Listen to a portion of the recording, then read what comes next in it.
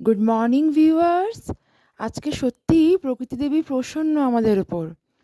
এই সিজনে যেখানে আগের দিন পর্যন্ত প্রচণ্ড মেঘ আর বৃষ্টি ছিল, সেখানে রাতেও যেমন কুইন অফ হিলস দার্জিলিংটাও পরিষ্কার দেখা গেছে, তেমনি ঠিক পরের দিন সকালবেলা আমাদের ডিয়ার স্লিপিং বুদ্ধা মানে আমাদের সবার প্রিয় কাঞ্চনজঙ্ঘা জলজল করে ফুটে উঠেছে।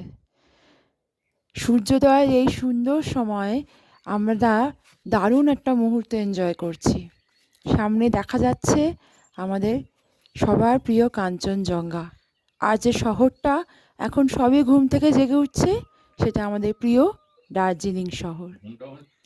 সকাল 4:50 সূর্যোদয়। সুন্দরভাবে আমরা উপভোগ করছি কাঞ্চনজঙ্ঘা ভিউ।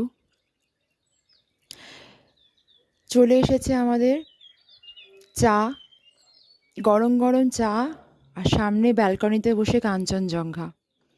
অবশ্য আমার পরিবারের বাকি বয়স্করা ব্যালকনিতে না, খাটে বসে রুমের মধ্যে কম্বল মুড়ি দিয়েই চা খেতে খেতে কাঞ্চনজঙ্ঘার ভিউ উপভোগ করছে।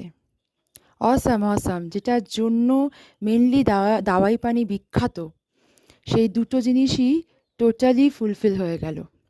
রাত্রিবেলা কুইন অফ হিলস চকমক করছিল ডায়মন্ড নেকলেসের মতো পাহাড়ের বুকে, আর ভোরবেলা সকাল হতে না হতেই কাঞ্চনজঙ্ঘা তা দীপ্তিময় রূপ মেলে ধরেছে আমাদের সবার সামনে।